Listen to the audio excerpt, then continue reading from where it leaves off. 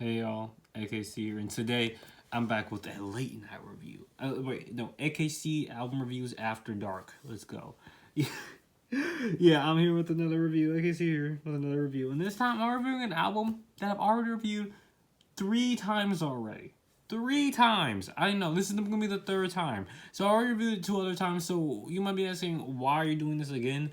Well, maybe I think I'm gonna use this album as kind of like a way to just show my progress, because I think I'm slowly getting more and more better at this reviewing thing and being more accurate and more descriptive with my feelings about music now. And I think I'm gonna use this album as a way to revisit and see if I find it any differently than last time.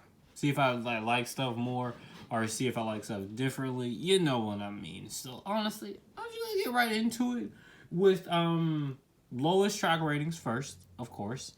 Waylon, because it's Waylon. And it's just kind of just whatever. Vocals cool psychedelic, little psychedelic soul vocals. It's cool little interlude.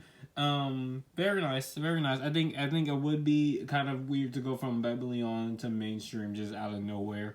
Also, I guess I could say the intro and the remix, which are not counted in the overall grading system, are also really good too. They're also pretty good. I wouldn't say really good, but the remix is better than I thought, and I thought it was gonna be. And the intro is just good. The intro is just plain old good. Actually, it's just good. But anyways, back to the actual other songs.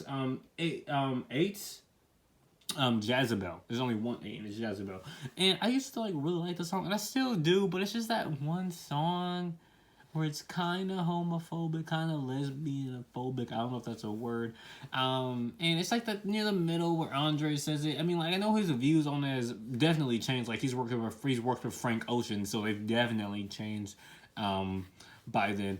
But still, it kind of has that negative air, kind of off air to it when I listen to it. I mean, it's good. It's a good song, really good beat, really good turntablism, which I'm gonna say there's a lot of really good turntablism on this album, and just overall really good lyrics. I think the lyrics themselves, I see what they're talking about, and I can see what they're saying, and I get it.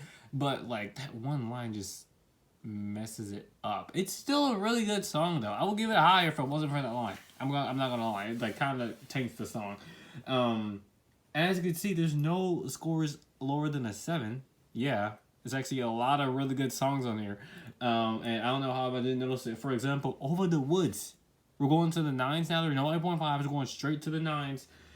Over the Woods is actually underrated. It really is underrated. I really just love the freaking alien type beat with the vocals. The same type of vocals that appear on ATLiens, the title track. And I just really like how alien and mysterious it sounds and everything. It kind of just talks about them, being within, Atlanta and everything. It talks about their place where they're at. There's a lot of that. There's a lot of them talking about their comeuppance within the music industry and everything, and their home Atlanta, which they do talk about frequently in their music. It's a very frequent topic, which makes sense. They're just proud of their city, their city, and where they grew up. I should more say Savannah and East Point. I think Savannah or East Point or whatever. I think I should say that, but still, you know what I'm trying to say. Then we go to Babylon. Holy shoot! Also another underrated song that I underrated. Good vocals. I don't even know who the vocalist is, but man, why have I heard this dude before? He just sounds so good. I like how the song. I don't know how I interpreted this before, but I think I like how this song represents a kind of a relationship between this man and woman, and basically it's kind of just I'm with you forever. You're my day one. You're my day one. You're always my day one, and we can tackle the world into anything. And I think that's a very cool message. I think it's a very cool message, and I like how they have it over this trip hop kind of sounding beat. Then we go to Decatur Psalm. Again, just really good rapping from everybody on this track. The features do well. Outkast, Andre, and Big Boy also do well. I don't think it's as memorable as Biblion or Over the Woods, but like it's still very good. Millennium is also a very good song, kind of just talking about again their comeuppance and time itself in a way, and yeah, again a really good song. Like they just pop off a lot of the times on here, and this is one of the times that they do it. Then there's no 0.5s because the rest of the songs are all 10s. So let's just start from the beginning. Two Dope Boys, great closer. I mean, great opener.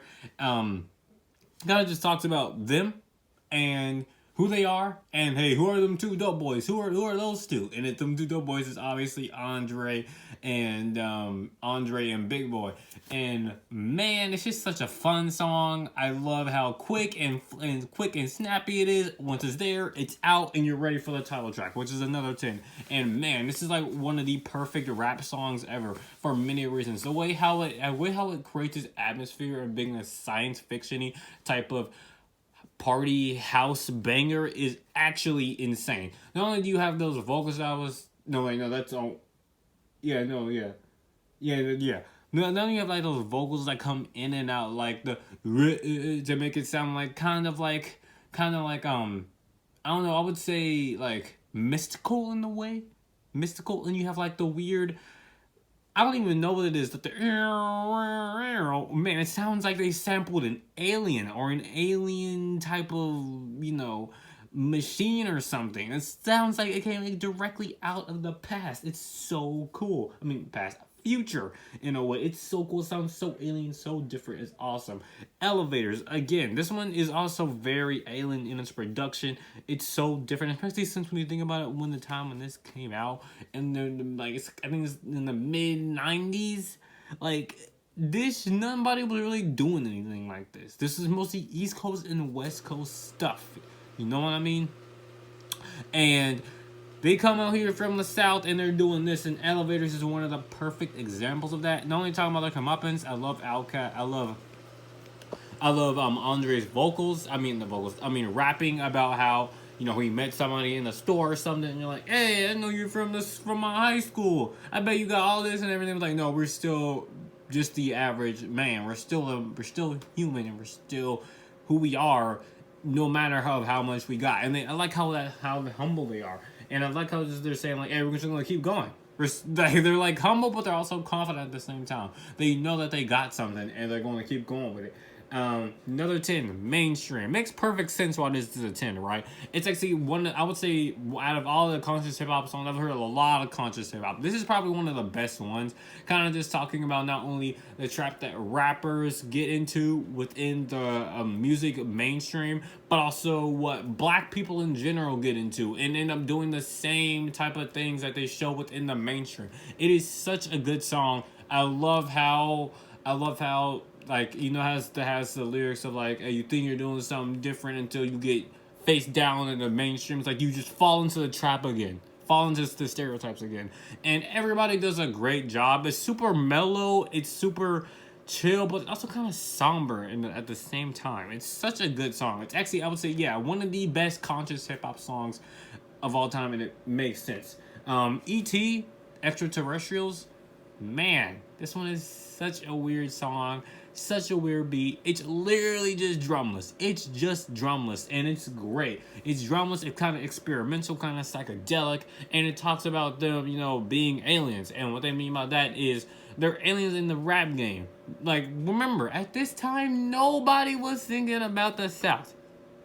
Not even a bit. Okay, until that one award show, the award show. If you know Outkast and everything, and you know where they're from and everything, the award show where they go up on stage. I'm going to recap it just in case you don't know, but they go up on stage. Everybody's booing. They're like, who are these people? Who is Outkast? Who is these two bald-headed dudes from the South? And the dude's like, and then Andre with his famous lines, probably one of the most iconic lines within all of hip hop. He says, hey, you guys are gonna be saying all this and everything, but hey, the South got something to say. And And like, yeah, they were basically just aliens within the rap game, and they kind of came out with this, I feel like, as a response to show that, hey, we're here, we're different, and we're gonna own that we're different. And they went with it, and it just bam, it just went crazy after it. Went crazy after that. Not to say there were any rappers out of the South that were not coming out during the time, but I'm pretty sure there were. But I'm pretty sure these are Outcasts are the ones that really popularized the South. Like, oh, the South is also a contender for some of the best hip hop music in the game right now, and they proved it with this album. Anyways, after the amazingness of E.T., then we have 13th Floor Size Growing Old, and this is like just again a really mellow, chill track, just talking about them going. Even after being famous and everything, they're still gonna go back to where they came from, and growing old and everything. It's actually just a really kind of sentimental song. I love the spoken word passage at the beginning. It talks about the Bible and everything. I'm not really that religious, but I still like that.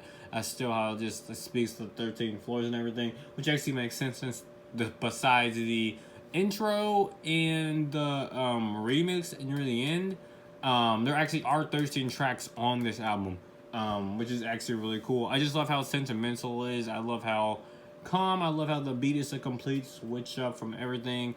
It makes the album feel ridiculously complete. And yeah, this is great album. Great album. Some other things, of course, Andre and Big Boy are on point. Most of the time, honestly, Andre has the most memorable verse, but Big Boy also, of course, brings his A game. They both bring their A+ game, actually. It's actually insane. Yeah, that's also a really good thing about this album. I also think the beats are great. Like I said, the turntablism also is good on here. The different influences from soul, psychedelic soul, from neo soul, from, freaking boom bap. There's a lot of different stuff going on here, and it all works together and kind of meshes together in this futuristic science fiction type of sound, and it's great. It's just great. It's so good. It's just so good, man. It's so good. So yeah. You're gonna be surprised about the score, but I still think it's a 9. I don't know why. I still think it's a 9. I still think it's great. I just think that maybe it could be a little bit more memorable. Yeah, maybe a little bit more memorable. I mean, it's not like it's not memorable, but like I think I appreciate the songs and what they're trying to do a lot more now, and that's why I'm like really raving about this. I don't feel like I didn't rave about this enough on my other reviews. But here it is. I still think it's a 9. Yeah, y'all need to go check out this album, like, now, actually. This is one of those albums where it's like, yeah, no, you gotta drop everything and listen to this album, because this album has something to say, and he's gonna make sure that you're gonna hear it. AKC, and I'll be back with another review later. So, see ya.